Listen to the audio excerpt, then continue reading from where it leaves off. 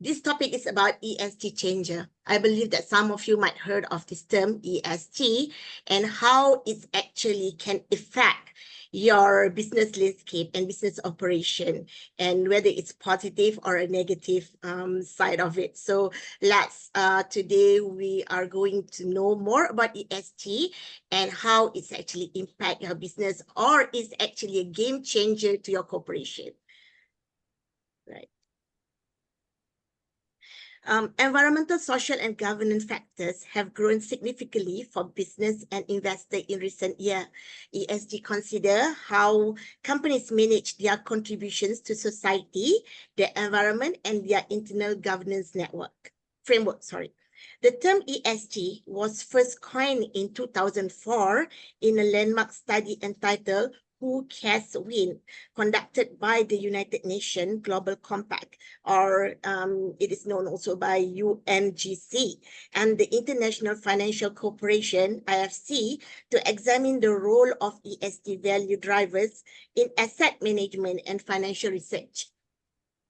Many businesses are using ESG strategies to develop a sustainable and moral approach to their operations in response to the rising awareness of the effect of corporate activities on the environment and society. Essential terms in this context include ESG strategy or ESG approach, which refer to the method business employ to incorporate ESG into their operational business or operational processes. The ESG approach entails implementing the strategy and incorporating ESG considerations into the organization decision-making procedures. ESG strategy entails developing a plan for managing and measuring ESG variables. As we will see, implementing ESG strategy and approach may benefit businesses and investors in both short and long term, as well as help the world reach sustainable development goals. The term ESG refers to E for environmental factor. Okay, if you can see here, E is environmental factor, which is how your company treats the planet. Okay, the E factors can encompass of several criteria, of which are climate stability, natural resources, biodiversity loss, waste management, and innovation. And the next term is social. Okay, the S alphabetical order, the S alphabet means social, meaning how your company treats your workers and also the society around you. And the last term is G, the governance, means how the company is run or how your business is run. So which actually can include criteria like transparency, how transparent your company are. Do you have like schedule reporting to report on your financial and also your business activity, anti-bribery corruption. Okay, like I believe that Lion Group already has your whistleblowing policy, right? That is anti-bribery corruption, corporate governance, and also risk management. While on the S factor, among the criteria are like you need to consider human capital management, diversity of your members, value chain, and also society. So those are what does ESG means. In a nutshell, ESG is all about how your companies respond to climate change, treat your society and also workers, build trust and foster innovation, and manage your supply chains. That is ESG all about. It's a very straightforward term actually.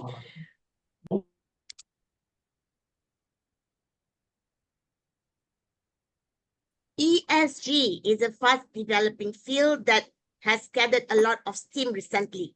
According to a report by Bloomberg Intelligence, global ESG asset may reach to 50 trillion USD by 2025, accounting for 1/3 of the expected total asset under the management globally. Following their crossing the 35 trillion USD mark in 2020, this trend keeps the rise of ESG assets, including ESG funds for strong ESG performance company, ESG indices that include companies based on their ESG performance alongside traditional financial criteria.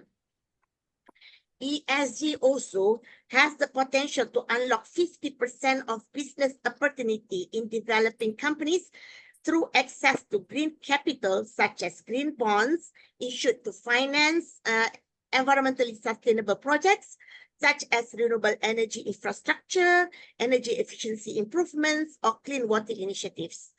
And socially responsible investment, or known as SRI investment, that align with specific social and ethical values in addition to your ESG consideration. A growing understanding of the effects of corporate actions on environment and society, and potential financial and non-financial advantages of ESG practices are the main driver of this growth. Lastly, ESG has a potential to create a new job opportunities in various sectors, such as energy supply, water supply, waste management, agriculture, transportation, manufacturing, buildings, and construction, to name a few. So it is expected that ESG might create 380 million jobs by the year 2030, which is almost 90% of which will be in developing countries. So the statistic here, which are actually from 2020, showing that the growing ESG funds among the developed country, which the Europe is leading in it. So the Europe is very focusing on this ESG consideration compared to other developed countries such as the United States, Japan, Australia, New Zealand, Canada, and other countries. Okay, we have a polling session now. So I would like you to participate, if you may participate in this polling question. Right, can you see my screen? Yeah. Okay, you might want to scan the QR code and then answer the first poll question. ESG considerations are now a top priority in your organization. Sorry, it should be ESG consideration are now top priority in your company. Sorry, can I just correct it? I might have jumbled out the question. Hold on, yeah. ESG consideration are now a top priority in your company, in your organization, investment decision making. Yeah, that's correct. Hold on, yeah. Sorry for that. Okay, let me correct that. Or otherwise it'll make more confusion. Okay, is it correct now? ESG consideration are now a top priority in your organization investment decision making. Okay. We have like 33 people just now, right? So we have, how many are responding? 17? How about the others?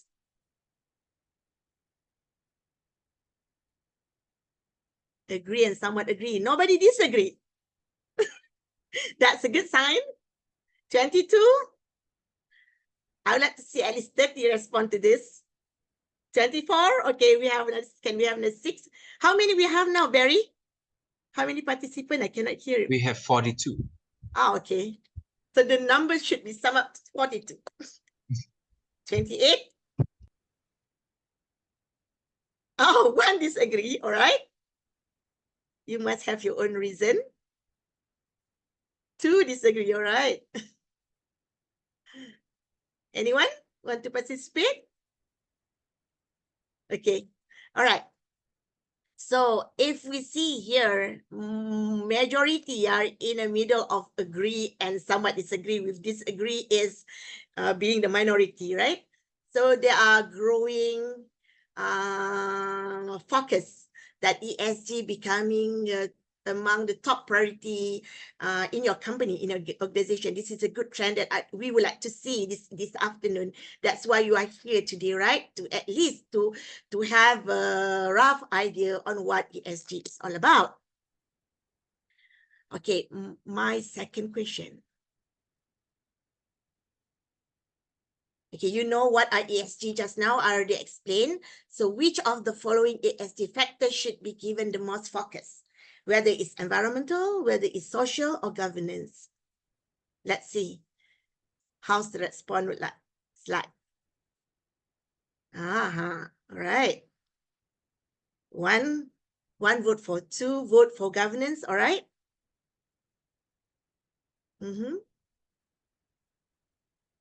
More numbers? 7, 12, 17 only participate. 7, 7, 14, 19. Can we have another 20?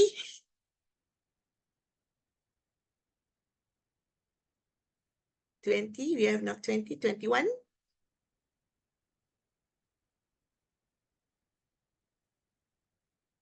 I'm giving more time.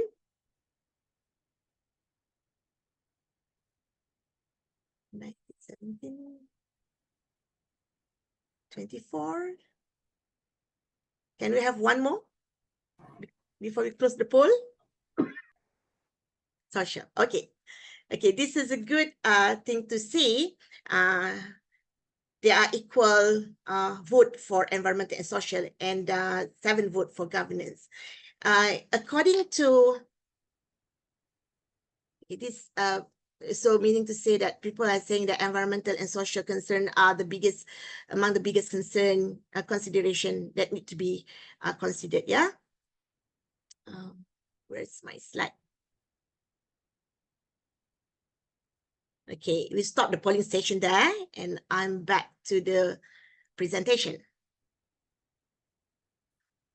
Okay, according to a survey conducted by the Malaysian Institute of Certified Public Accountants, MICPA, and also PwC in 2022 on ESG investing, where the respondents are investment professionals from Federation of Investment Managers Malaysia, and also Institutional Investor Council Malaysia, and also Malaysian Association of Assets Managers. They are all actually investor professionals. Okay, their response towards the previous question that I give you in a poll between E, S, and G. G is the most popular answer among them. Okay, whereas among you guys just now, the most popular are environment and also social. Okay, never mind, because different industry or different sector or different organization might have different different focus. Yeah, tak sama. Okay, the focus might be different. Okay, let's say if you are talking about the oil and gas sector, because you know the oil and gas sector, they are actually a polluting industry. Of course, there is no way for them to be good for the environment because their nature of business is like that. Okay, but they probably would like to stress on the social part rather than on the social and also governance part rather than focusing on the environment. You see, different organization, different sector, different industry might have different focus. It doesn't mean that if you focus on the environment, you are the best. People should benchmark you. No, it's not. It doesn't work that way. So if you answer E, or your answer is G, or your answer is S, all is okay.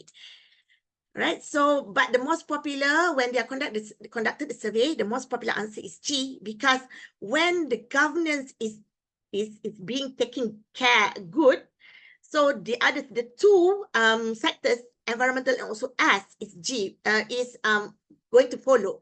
You see, the governance, it's actually about leadership. Okay, when we talk about ESG, it requires top management commitment. It is a top-down approach. Okay, there is no way that ESG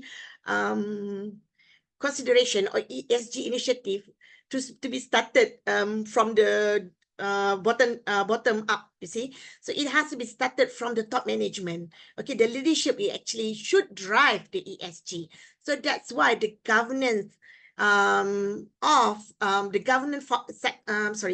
governance factor are the most probably the most important aspect, should be put more stress on that governance, ethical governance. Okay, and then from the from the survey also, the finding says that they find that the top 5 environmental topics with regards to the environmental factors are climate change. The first is climate change. The second one is GHG emission. And then the third one is waste and effluents, followed by energy and also environmental compliance. Environmental compliance is about regulation, yeah, how you comply with the regulations. And for the S factor, the most popular one is occupational health and safety. Okay, that is in the top rank of the social factor, and followed by human rights, employment practices, labor relations, training, and education. Is the fifth priority. Okay.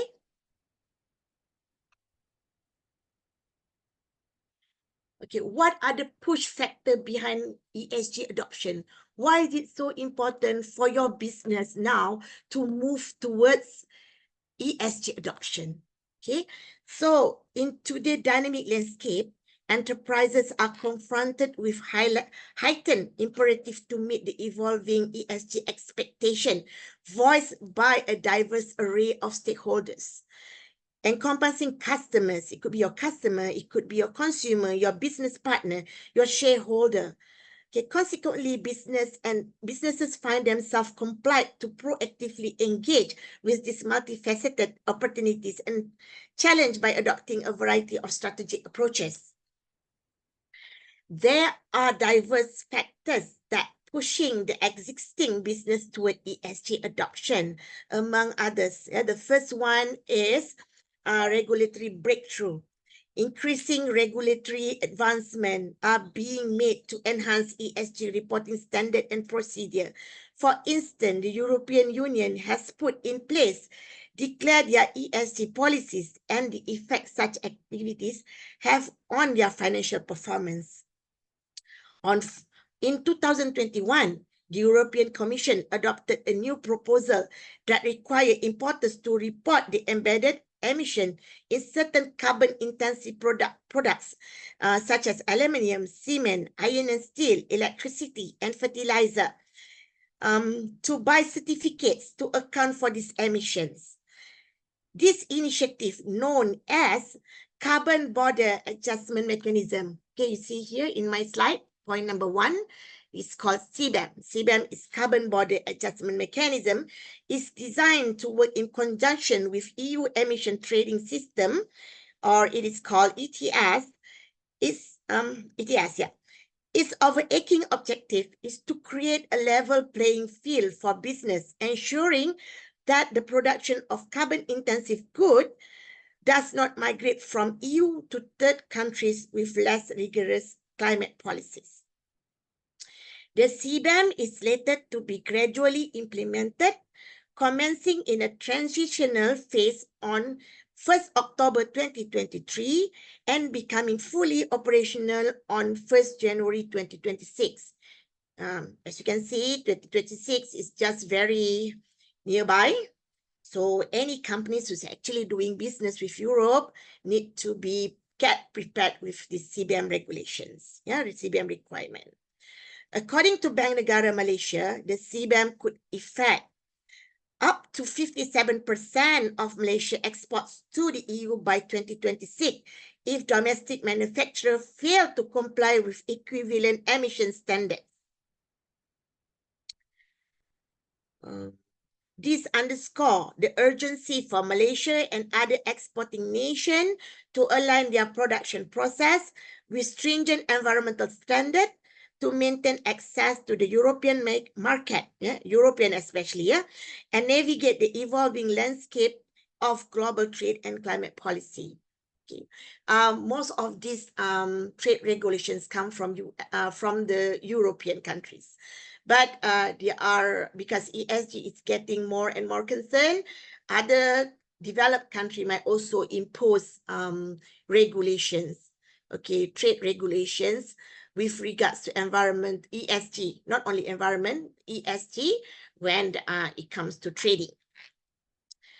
Okay, the second one is the second regulation, ESRS, and Corporate Sustainability Reporting Directive, CSRD, take effect in 2023, require companies to disclose their ESG performance for companies within Europe.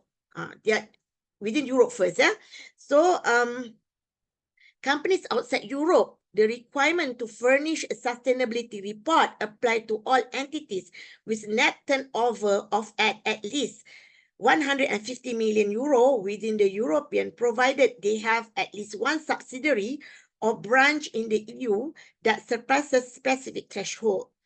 These non-EU companies will gradually need to comply with this reporting obligation, with the reporting for the financial year of 2024 expected to be incorporating starting in 2025. Yeah, so these are all regulations, including the social regulations with regard to the international regulation. Yeah. So the second one, in December 2023, Bursa has launched Bursa Malaysia ESG reporting platform to comply with mandatory sustainability disclosures set by Bursa Securities Sdn Bhd that enable electronic submission by listed issuers and processing of this application by Bursa Malaysia. So I believe most of you who come here today, you are in a PLC, yeah? So, Bursa has said since 2016 that all PLC need to submit your ESG or sustainability reporting to Bursa annually. So now Bursa has become more stringent about this ESG reporting content.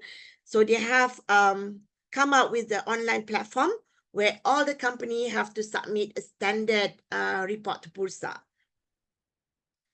The addition of sustainability disclosure on this digital platform would allow for more standardized reporting and communication of such information, which is currently found in PLC sustainability report. Okay, so that is Bursa also has make requirement on this ESG. While on financial institution side, such as Maybank, CIMB Public Bank, to name a few financial institution, nowadays has imposed ESG criteria in their lending and also investment requirement. ESG factors are becoming more important, and investors and business are becoming more conscious of this. ESG reporting is becoming more in demand, and ESG practice are being widely adopted.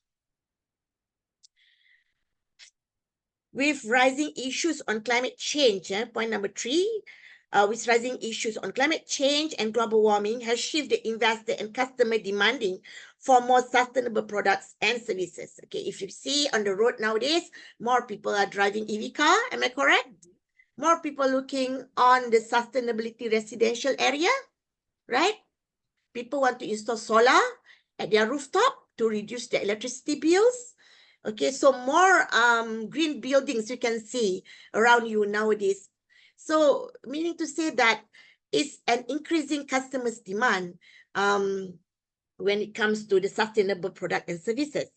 And finally, on the national level, Malaysia has signed numbers of agreements and treaties showing its commitment towards combating climate change, such as Paris Agreement in 2015, with a target to limit the rising of world average temperature below 2 degrees Celsius by end of the century. Following the agreement, Malaysia is committed to reduce its carbon intensity emission to 45% by 2030. Malaysia has adopted ESG framework to measure its sustainability progress and report to the United Nations annually. So you see, these 4 main push factors are those important behind this ESG adoption in Malaysia. Also, if you have any question, you can always put it in a chat, yeah? so that we can probably answer the question after this.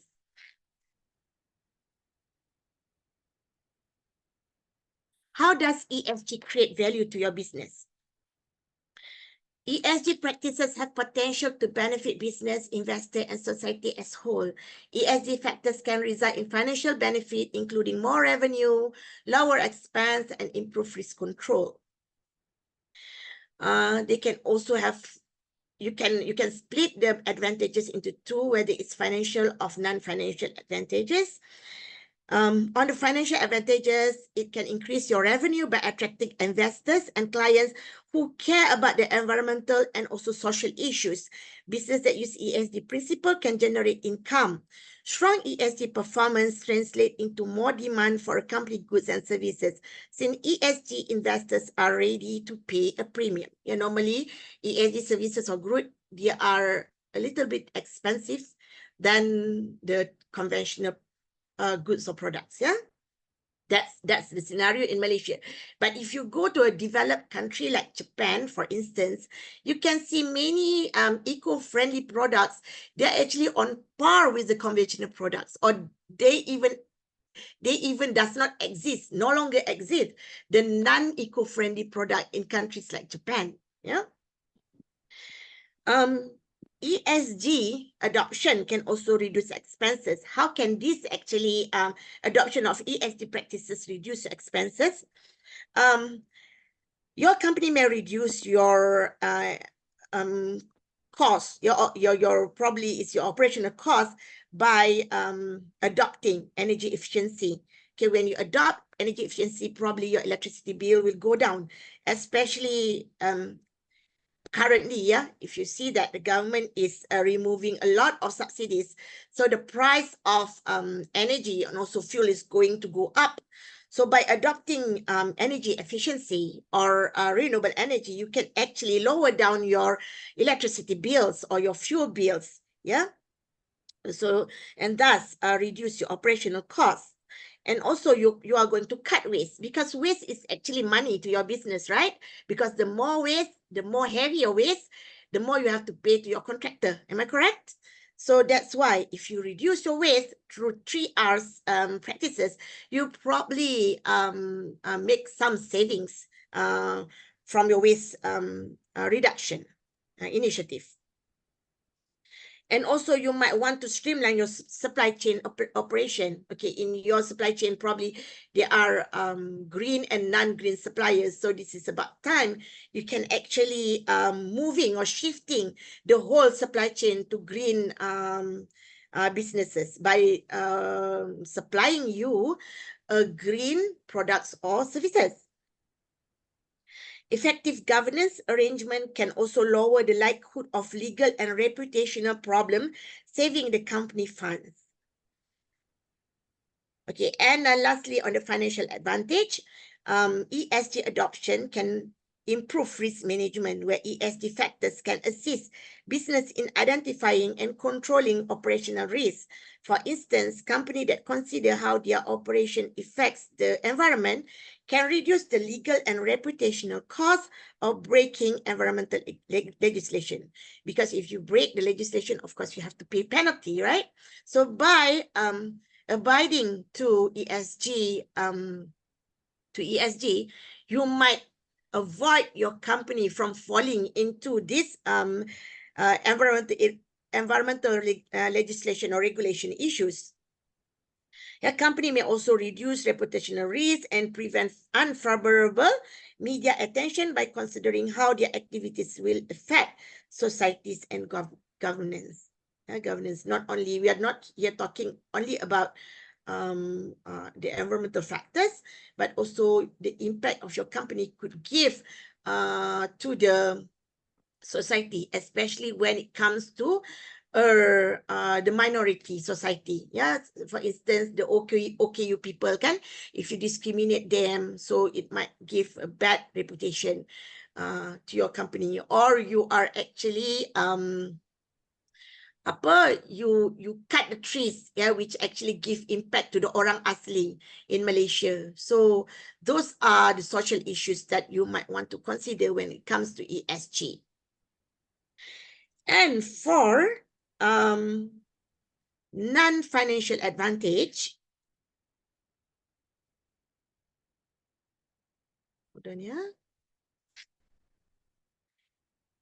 ESG practices may increase employee employment.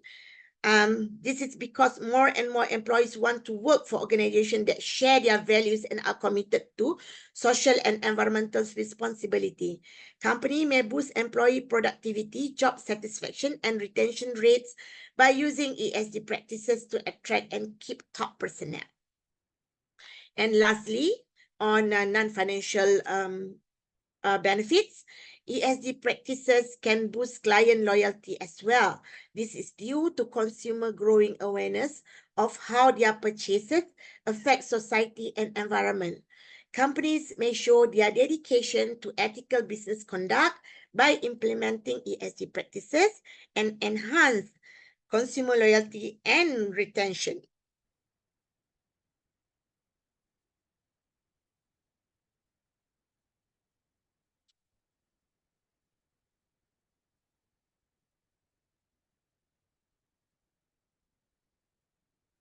What is ESG integration? Okay, this will bring our, just now we heard that how this actually ESG give values. What are the benefit of you adopting ESG values? And now our next topic, we are going to see how actually we can integrate ESG into your business. Yeah, mula-mula tadi we have learned on how, I've shared with you on how, what are ESG all about, some history or evolution of ESG in Malaysia, how ESG, the status of existing ESG in Malaysia, and also the values, the push factor of ESG. Why are people or businesses nowadays are moving towards ESG? And followed by just now the ESG, how actually ESG can benefit the organization in terms of financial, giving financial, also non-financial benefits. And now this slides is I'm going to talk about how do you actually integrate ESG into your business activities. What is ESG integration?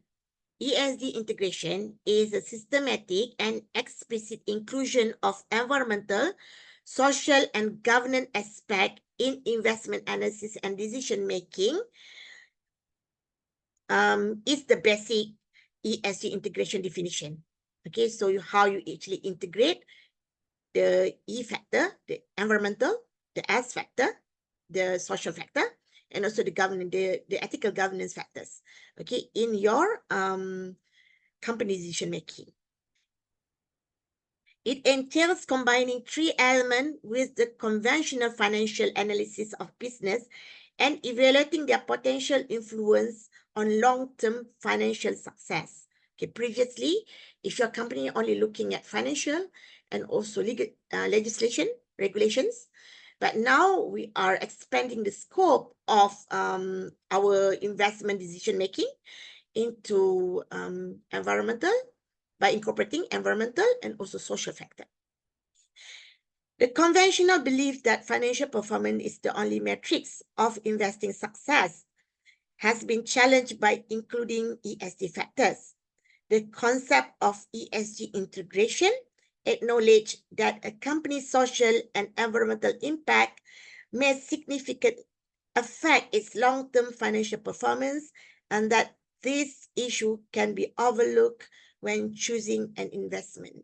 Okay, as you know that our future economies, or the current and future economies, are now moving towards green economy. Probably you have heard about green economy, sustainable economies, and with the emergence of artificial intelligence, okay, adoptions of apa panggil IT platforms. Okay, so these are going to be more challenge for your business. So so this is where you have to be prepared on this emergence economy. Yeah, and to keep your organization, one is sustained and also resilient. Yeah.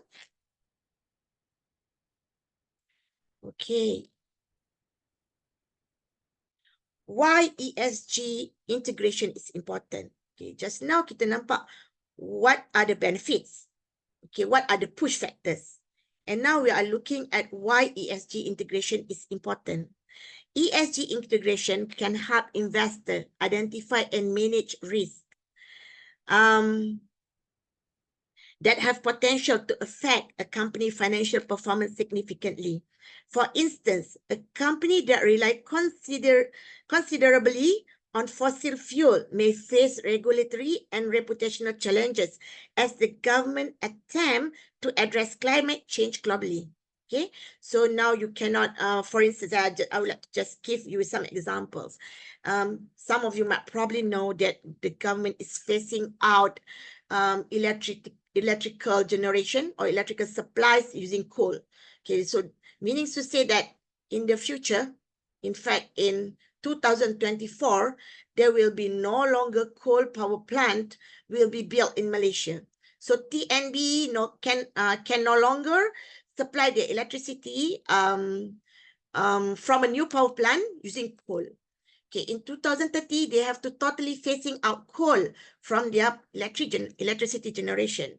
So you can see that how it will affect probably the cost of your electricity bill later on. Yeah, so you have to get prepared with this change. Investor may better understand and control this risk by adding ESG factors into investment research and decision making. Investor can get a more thorough knowledge of a firm long-term prospect by considering the ESG performance of the company in addition to financial measures. Okay, the second one, the ESG integration can lead to better investment outcomes, where business that do well in ESG may be better positioned to provide long-term sustainable results. Organizations prioritizing employee development and well-being may see reduced employee turnover rates and enhanced employee productivity, ultimately improving financial performance.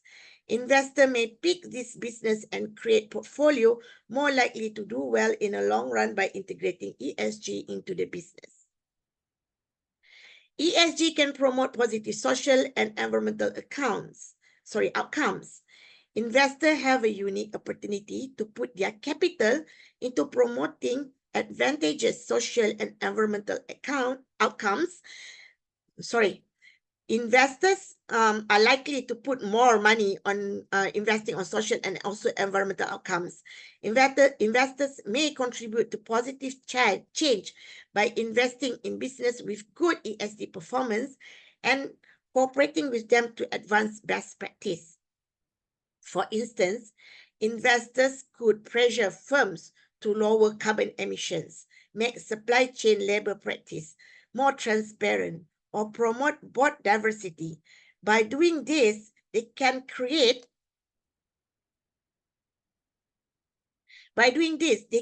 help to create a more egalitarian and sustainable future. ESG can lead to better investment outcomes. Okay. ESG, the next one is ESG can promote positive social and also environmental outcomes. Investors that have a unique opportunity to put their capital into promoting an advantageous social and environmental outcomes. Investors may contribute to positive change by investing in business with good ESG performance and cooperating with them to advance best practices. For instance, for example, investors could pressure firms to lower carbon emission, make supply chain labor practice more transparent, or promote board diversity. By doing so, they can help create a more egalitarian and sustainable future. In addition, investors also can help to identify and manage risk. ESG risks have the potential to affect the business financial performance significantly. For instance, a company that relies considerably in fossil fuel may face regulatory. I think my notes has been jumbled up. It's been keep repeating, sorry.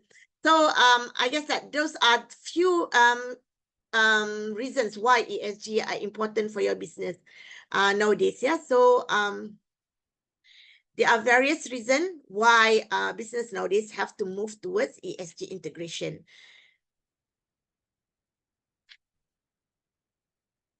Okay, how can you actually integrate ESG in your business? Okay, those are wired. Tadi itu why business need to integrate ESG adoption into their business strategy. So these are the steps I'm going to share in this slide. I'm going to share with you how ESG can be integrated. What are the strategy? ESG can be integrated in your business activities. There are actually six general steps where you can actually start doing ESG. Yeah. The first one is actually you have to identify relevant ESG issues. What are the most prominent issue with regard to environmental factors, with regard to social factors, and with regard to governance factors, okay, in your business. Okay, if you were to do this, actually, you have to engage various panggil apa tu? Various stakeholders. Yeah, you might want to conduct a workshop or interview session, or you have to talk to your stakeholders, okay, to identify what are the relevant ESG issues with your organization. Okay, because different companies and different sectors might have different materiality with regard to your operations. Okay, after you identify the relevant ESG issues, you might want to list it down, and the second step is you might want to do some assessment. Okay, so which are material to your business. You have to assess the ESG performance based on the issues that have been identified. Okay, so this step number two will involve one exercise which is called materiality assessment. You have to consider what is material, what is important to your organization, and what are the risks when it comes to ESG adoption. Okay, number three, you can start establish clear ESG goal and targets. Begin with defining clear and measurable ESG goal that align with your company vision and mission. Okay, your ESG has to be aligned with your company mission and visions, and also the existing practices. This should be specific, time-bound, and most importantly, actionable.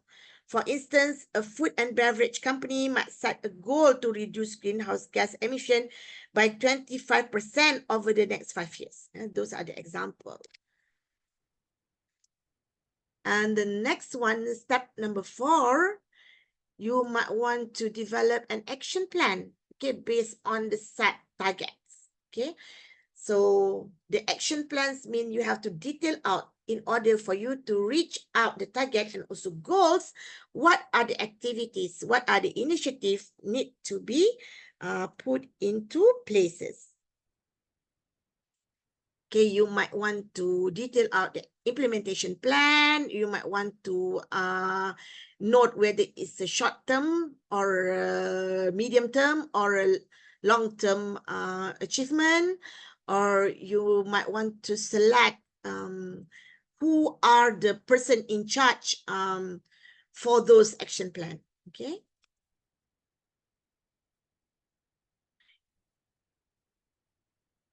Right.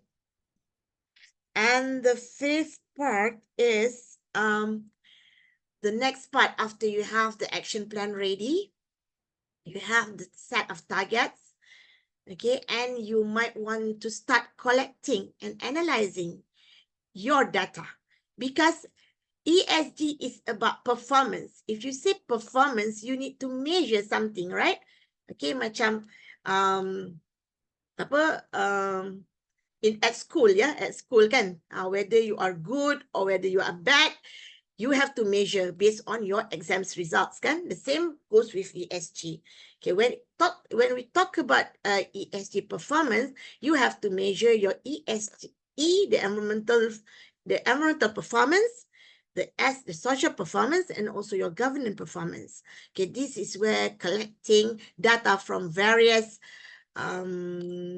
department will come into place. Among the data, those data that we are going to collect, it is called ESG metrics. Okay, for instance, you might want to measure your electricity consumption. You might want to measure your water consumption and to see whether there are reduction or not in your water consumption. You might want to measure your fuel consumption and convert it into how much emission have you made based on your fuel consumption. Okay, you might want to measure your retention rate, your worker retention rate, or your incidents happen in your organizations, and then you are going to start analyze it and report it according to the ready framework and also standards. Okay, so ESG required data collection. Okay, so I believe some of you has already have ISO 14000, where data collection is part of ISO 14000 as well. But and you have to report to your management, right, on your performance of each data that you collected. Can so, but this is another enhancements to it, I believe, because yeah, you might want to integrate those initiatives, whatever you have in ISO 40000, into your ESG reporting, okay, in the future. And the last one, after having said, you collect and you report. So there are times when you review and revise your strategy, your ESG strategy.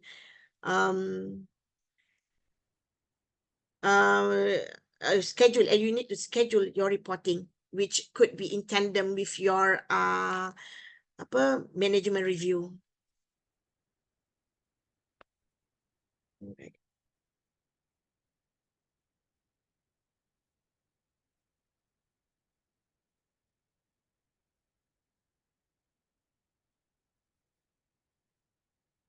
All right, if you see point number 5, they're talking about ESG reporting.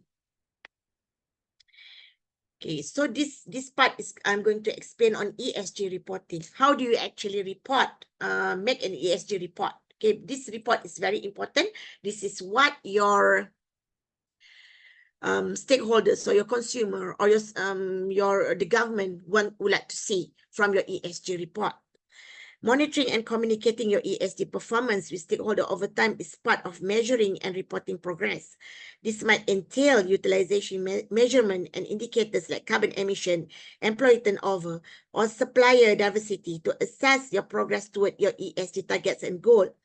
Moreover, you can be required to provide updates on your ESG performance through a variety of mediums, including investor presentation, annual reports, and sustainability reports. Okay, why are standards and framework necessary? Okay, if you see, there are standards, there are framework, there are ratings. Yeah, there ada banyak terms. Okay, so why are they important? They are necessary because companies can't just report on ESG in any way you choose. Okay, you cannot report like whichever format you want. You cannot do that. But there are standard reports, there are standard templates that you need to use for ESG reporting. Okay, they need to do so in a way that makes sense and has context. Standard and framework address this need. The persistent problem is that we don't yet have a universal ESG reporting standard or framework that used worldwide. Because of that, industry have fallen back towards several widely used standards as a substitute. Okay, if you can see here, there are quite a number. There are quite a number of framework standards and ratings available nowadays. But which standard is suitable for my industry, or which standard is suitable for my business? I cannot answer that because this depends on your requirements, on your stakeholder requirements, on your consumer requirements, on your regulator or your your country requirement. So that's why different industry might want to use different framework or different standards or different ratings. What are difference between ESG reporting framework and standard? Okay, so we see framework and standards. What are the difference? ESG reporting frameworks are more about principle.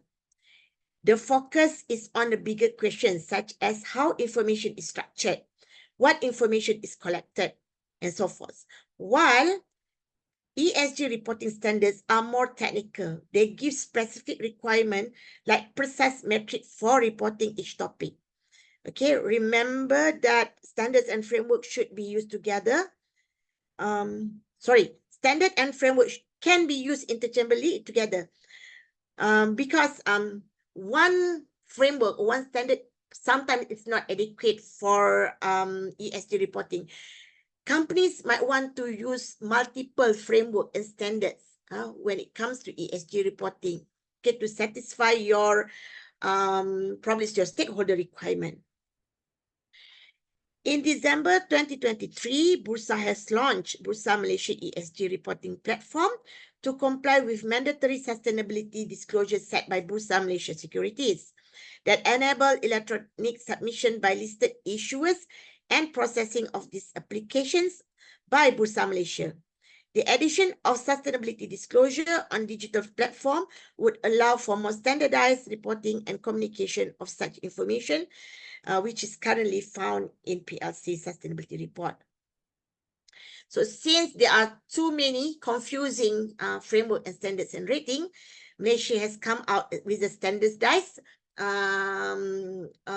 reporting. Yeah, so you can go to Bursa Malaysia websites and start using their platform to report. Okay, they have set the requirement over there. However, there still isn't a standard ESG reporting framework for use across the board. Investors are finding it a challenge to compare for consistency across all sources of information. Efforts are ongoing to consolidate and standardize ESG-related disclosure, so there is no comparability of data across companies in the same industries. Okay, so those are the challenges for ESG reporting. A survey by PwC in 2022 shows that Sustainability Accounting Standard Board, or known as SASB, as the most referred standard, followed by Global Reporting Initiative and Task Force on Climate-Related Financial Disclosure. So if you can see here, SASB is the first popular ESG reporting framework, followed by GRI, Global Reporting Initiative. GRI is here, it's in the standard. Okay, and then TCFD is in a framework. Yeah, TCFD is mainly used by the financial institution sector. The Bursa Malaysia Stock Exchange encourages action around ESG in Malaysia through the FTSE4Good Bursa Malaysia, or known as F4GBM Index, an ESG rating system maintained in collaboration with FTSE Russell. The index is designed to help guide investor decision, increase the profile of high-performance company, and encourage transparency and support the move to a sustainable economy. Okay, if you can see down here, there are quite a number of rankers and also raters where you can choose any of it, okay, depending on probably your business requirement. But in Malaysia, Bursa has made a collaboration with FTSE Russell, and they come out with this FTSE4Good Bursa Malaysia Index. Okay, so in Malaysia, we can use that. Okay, it's in the Bursa website also.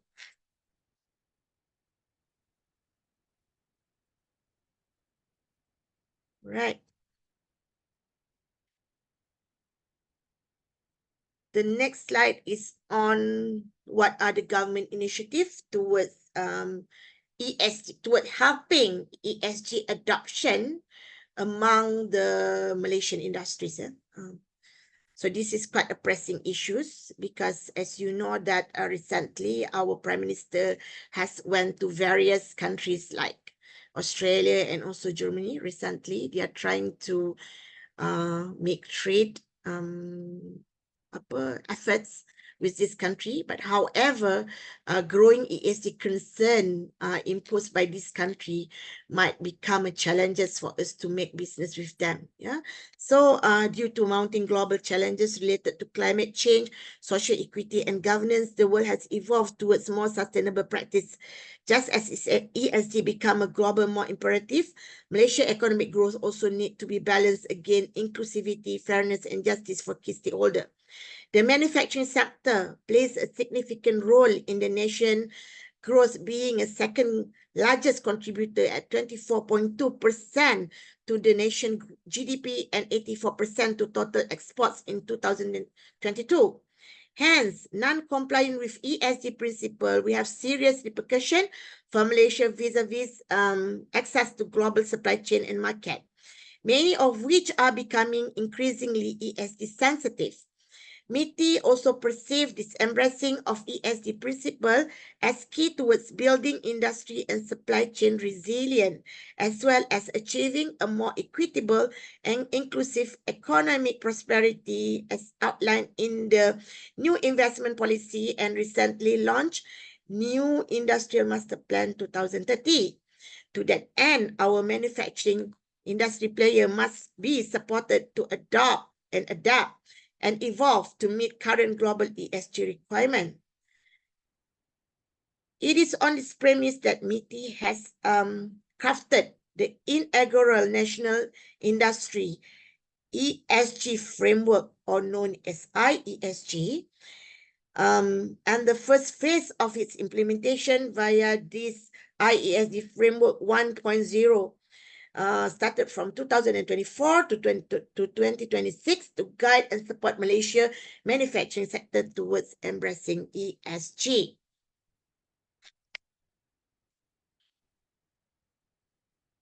Okay, in these slides, I would like to give some example on how the ESG initiative can be deployed across your organization. I believe that your organization or your business comprises of different departments, different units. Okay, so how can ESG can be deployed in these different departments? Okay, let's say if you are in operation department, you're probably interested to deploy energy efficiency improvement to save your electricity bill. You might want to reduce your waste generation, as I mentioned just now.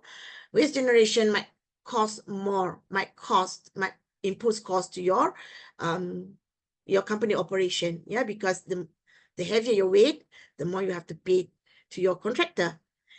Okay, and then you might want to reduce your water consumption by introducing water conservation program throughout the operation department. Okay, you might want to introduce emission reduction program by introducing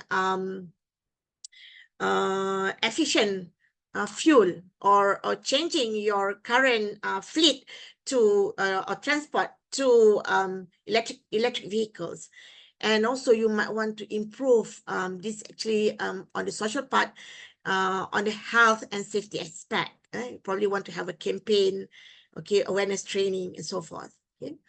On EHR, for EHR department, you might want to have the DEI program, diversity, inclusivity, and also equity program. You might want to improve your employee experience and also engagement. You want to start imposing fair pay practice, taking care more on your employee mental and also physical health. Yeah, so mental health is also a big issue nowadays. So you might want to look into that also.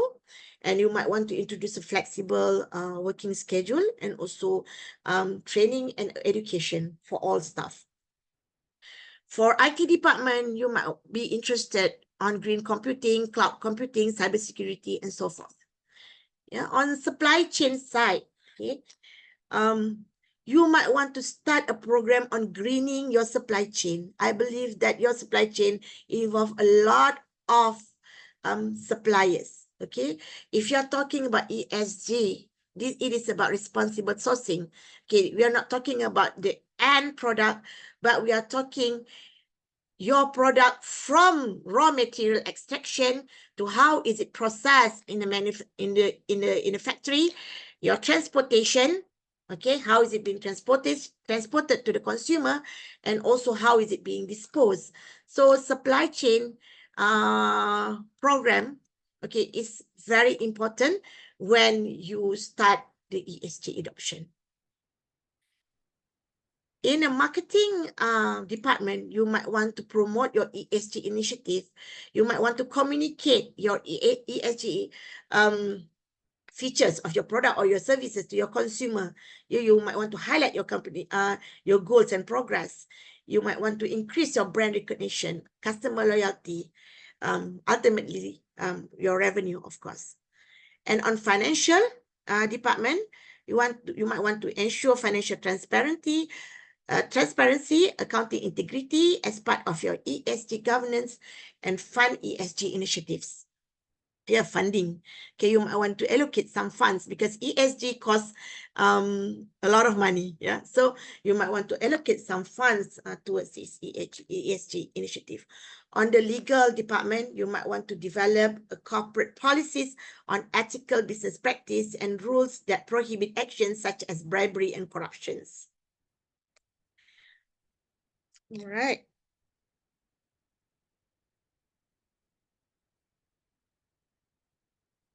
Okay, I guess this is my last slide. The challenges. Oops. All right.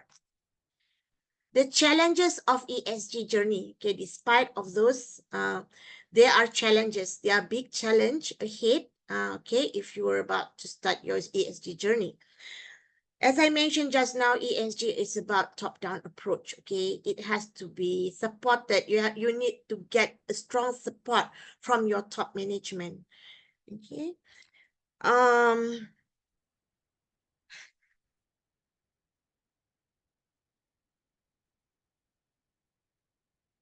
Okay, the challenges on ESG journey were uncovered within ESG adoption is gaining momentum in Malaysia. Many companies are facing challenges, some of which are include the top management support, as I mentioned just now. And then the second one is unclear ESG roadmap within the company. Yeah, a lack of clarity within the organization regarding the ESG roadmap can hinder progress. Okay, just now I mentioned one of the steps for you to start with your ESG adoption is you need to have an action plan, right? So you need to have a clear action plan, a clear roadmap, yeah, so that you can share the idea with the others. Yeah, with the other staff and also people in the company, also your stakeholders. Company need well-defined strategy and clear communication channels to ensure everyone understands the importance of ESG initiatives. Preparing for public disclosure can be daunting task, and ESG initiatives often require a long-term perspective and commitment to drive meaningful change. The third one is technical know-how and resources. Integrating ESG consideration into business strategy and decision-making process require a shift in organizational mindset and culture. While the top management is determined on ESG adoption, they tend to face resistance due to lack of internal expertise in defining the ESG strategy. What are ESG data that need to be collected? Method of disclosure and stakeholder engagement. Not having an ESG guide who can champion ESG journey eventually differs the implementation of ESG. And you need the top management need to allocate a person, a champion who actually will guide throughout the ESG journey. Okay, and the fourth challenges are the ever-changing landscape of ESG disclosure guidelines are among the challenges because ESG is a complex topics. While there are some international and regional standards and framework to guide organization and its ESG journey, these guidelines are constantly evolving and new frameworks are being released. Different stakeholders demanding disclosure in different standards make data collection and reporting more complex. Yeah, I already explained to you. There are number of frameworks, there are number of standards, and there are number of ratings exist. So which one is the most, how do you determine which one are the most or is the most suitable for your organization? Okay, and the fifth challenges are timing and cost implementation. Most business in Malaysia are still in early stage of developing their ESG strategies and find it expensive or an additional expense to hire and train resources or to outsource their ESG data collection and also reporting. Smaller companies and those operating in resource-constrained environment may face challenges in allocating sufficient resources to ESG initiatives. So it's quite costly for you to, you can do it on your own your ESG adoption, but you might require more staff, or the existing staff have to do extra work. So those are the challenges. And the last one is lack of awareness on how to generate return of investment from ESG disclosure. So a bulk of listed companies in Malaysia look at ESG reporting as a mere compliance to requirement. Yeah, so only to satisfy the requirement. Yeah. So whereas the mature market, where organizations benefit from their ESG developments, yeah, this include enterprise risk reduction, raising investor confidence, improving customer loyalty, expanding business, and attracting new retaining talent, to name a few. Okay, some companies like Nike, Adidas, okay, and whether they are in fashion industries or whether in the construction industries, they actually has moved forward towards this ESG. Okay, ESG, they have showcased that ESG is no longer about compliance. It's about generating more profits, okay, to the business. Yep. All right. So that's all about my presentation. But before I finish off, I would like to have a last poll with you. Okay, can you participate in this poll? Which are from the six challenges that I've shared with you, which are the biggest challenge in ESG adoption in your organization? Is it your top management? Is it the unclear roadmap or technical know-how, the ESG framework, timing of cost, lack of awareness?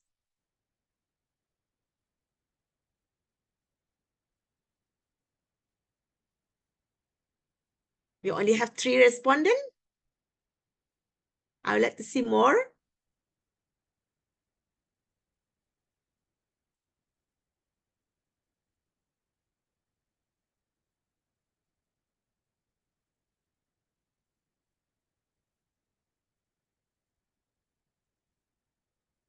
Now leading is knowledge and resources and timing and cost. All right.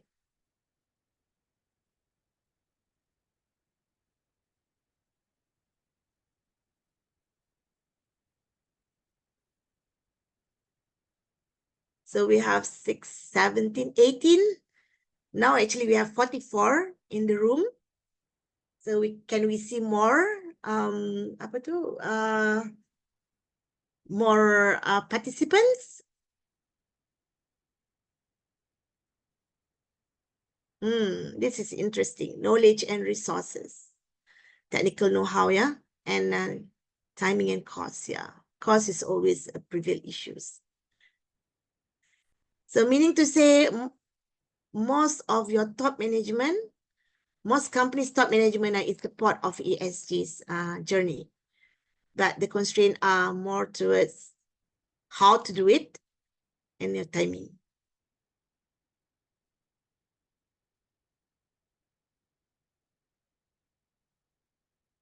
More response?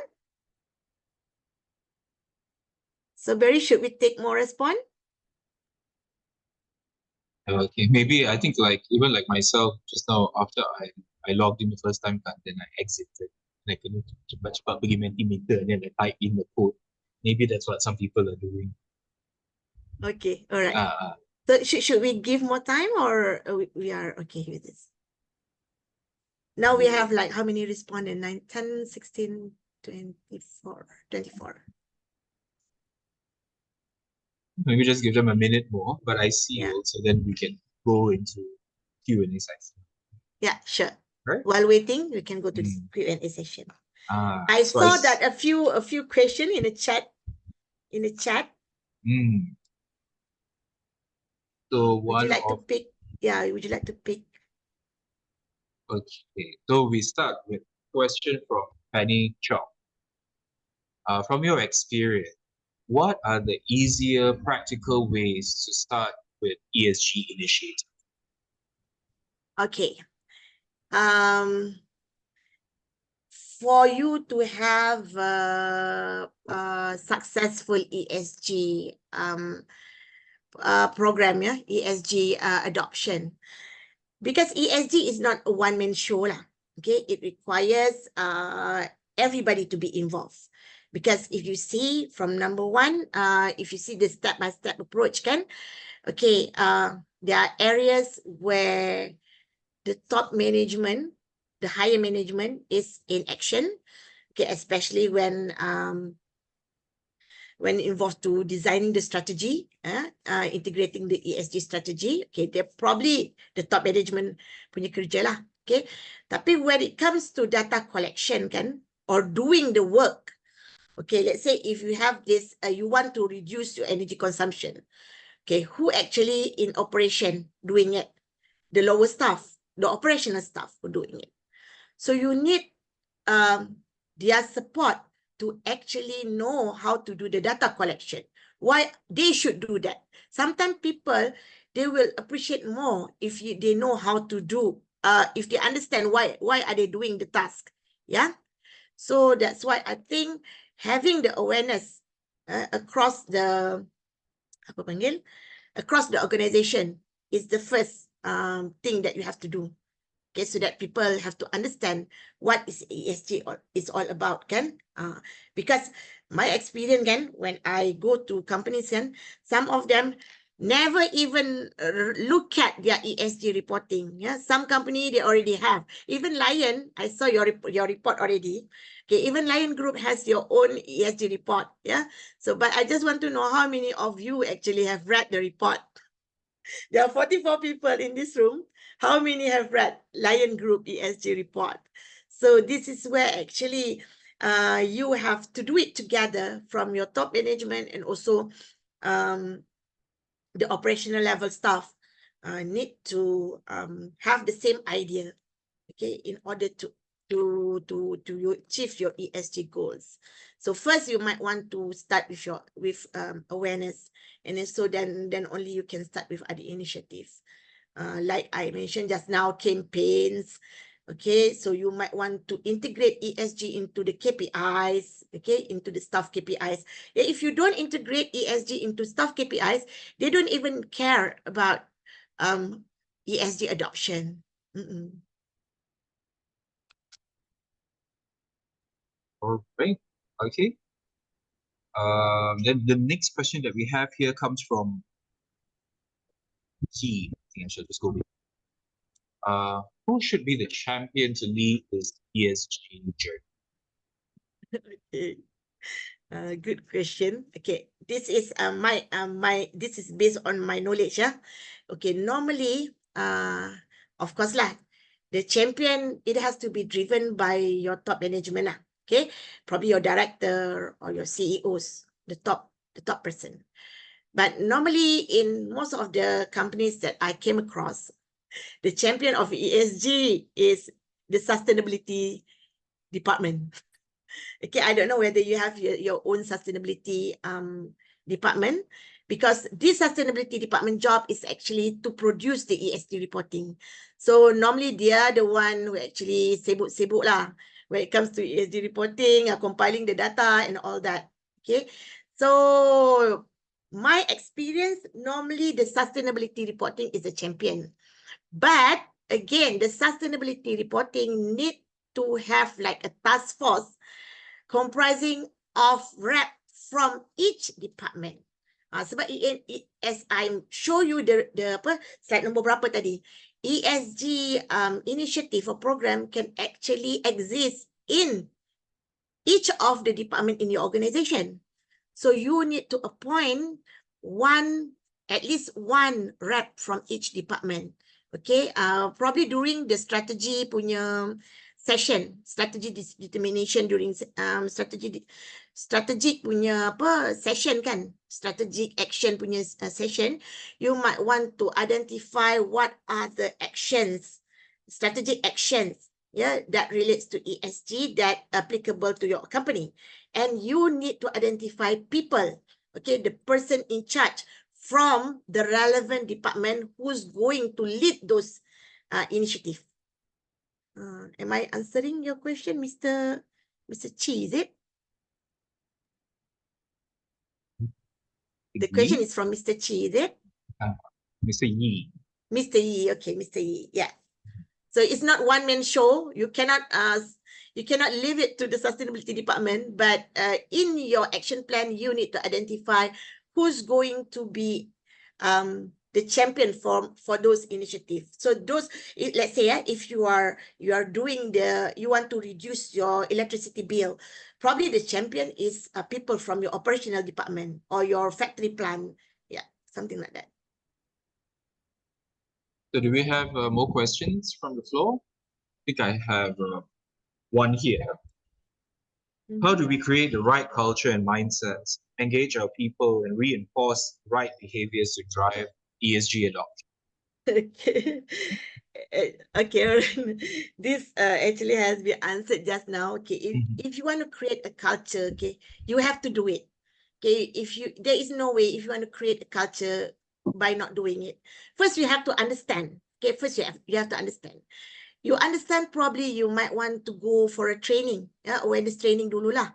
Okay, you can train a trainer pun boleh. Maksudnya, one people from each rep come to a training, awareness training, and then you go back and you train your friend at the office. Okay, just to create an awareness dulu lah. Okay, understanding, to create an understanding. After you get the understanding, you might want to start with a small program within your department. Okay, probably you want to start with, okay, saving electricity in HR department, okay, where during lunchtime everybody switch off your computer or switch off your lights, okay, so something like that. Or you might want to introduce 3 R's in your office, at your office. Okay, you might want to introduce water saving programs, okay, and so forth, or carpooling, something like that, okay, in your office. You have to do it. Yeah, there is no way you just leave it to one people to do it, but having ESG, I believe that to make it a culture, to make it a lifestyle, you need to start embracing it by doing. Yeah, so that's what I believe. Then only you can start with programs, okay, and then you start to incorporate into your KPI. So okay, because you know lah, Malaysian, they are always need to have stick kan when you want to do everything. No stick, no do. Okay, so with that stick, with KPI, then you integrate with your staff, your employee performance. Then only they will do. I think I'm going to use that as a hashtag. No stick, no do. That's quite cute. All right. So do you have any other questions from the floor? Feel free to just either type it into the group chat or, just unmute yourself, switch on your video, and just pose your question. Barry, I think this quite interesting findings from this last poll question. If you see the results, knowledge and resources are the most prominent issues when it comes to ESG reporting, you see. So when people have less knowledge, don't know how to do it. So probably one of the way is to make them become knowledgeable. Yeah, as I mentioned just now. First, you have to have the knowledge to do that. Then only you can practice it, do by practice. Yeah. And the second one from the poll is timing and cost. Yeah, it's costly because you probably want to do data collection. You might want to engage. You have to employ new staff, and also you have to use the external consultant or pay external consultant to do the reporting. That's extra money for your organization. But what's important here is, I believe, the ROI. Okay, even though you make the first investment, if you can eventually make profit with your ESG initiative, yeah, that's good. That's good. Okay, we've got another question here in the chat from Penny again. Can share an example of what kind of KPIs we can set for the employees in this case? This is interesting. I might need to think more on this. What kind of KPIs you want to start with your to your employees? Yeah. So okay, for instance lah ya, I bagi contoh ya. Let's say your employee is in the operational department, yeah. Okay, in a steel company. Okay, from a steel ataupun I bagi contoh apa? Can I use steel company? Can I use steel company as an example? I suppose, just go ahead, Okay, so let's say what kind of KPI, because Penny was asking what kind of KPI that you can use, yeah, for example, kan, giving example. So let's say let me HR lah, HR senang sikit. Okay, HR. Okay, you know that HR, one of the area they are going because if you look at the poll ni kan, okay, the challenges here is actually from the poll, knowledge and resources and staff awareness and support. Okay, there are companies who want to do ESG, but the challenges here is knowledge and resources and staff awareness and support. As HR people, what should you do? As HR staff, what should you do? You have to provide enough knowledge and also awareness to the staff. Am I correct? So your KPI might be number of effective training or effective awareness program which relates to ESG adoption. That is a simple example. I can think of, yeah. Maybe there's one more. How do you build an ESG framework that is future-proof?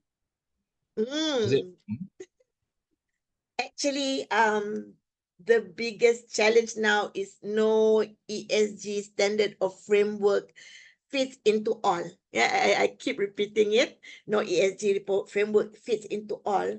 It's a long way to go for us to have like one nice ESG framework that actually works for every industry.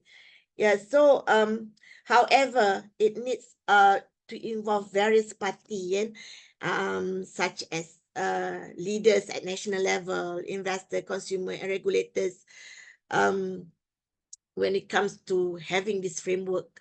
Yeah, so not easy because, as you see, Malaysia has already adopted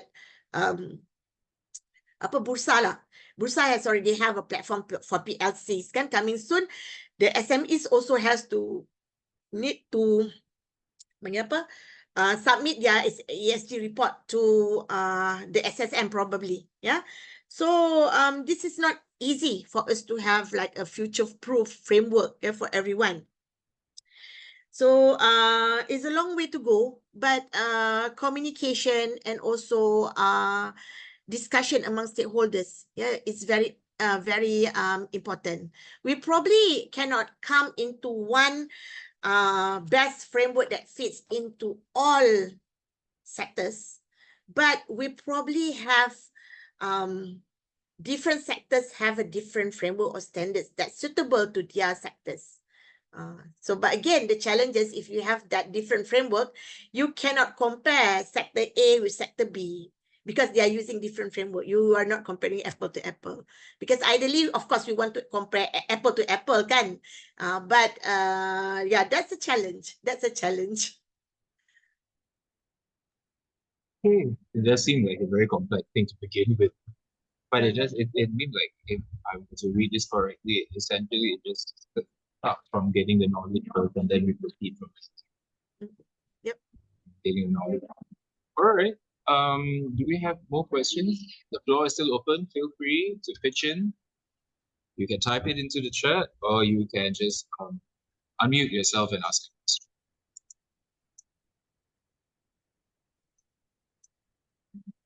I think everyone's shut. Okay, then maybe if there are no questions anymore, then maybe do you want to share some like final words, Azli? Kata-kata semangat ke? How do we get started ke? Let's just do it.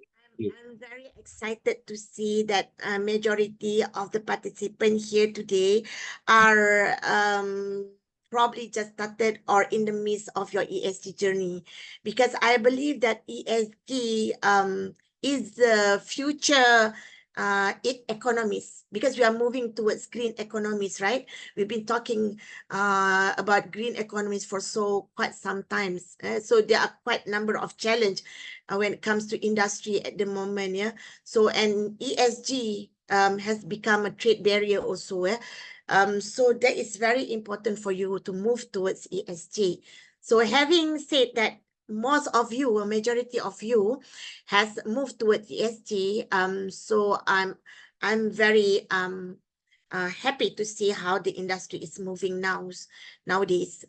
So yeah, I hope you all a very good luck in your ESG journey. Hopefully we can together do it for the nation and also do it for the world. Yeah, this is for the benefit of the world, for our future generation. All right. Okay, with that, thank you so much, Azlim, for spending your afternoon with us.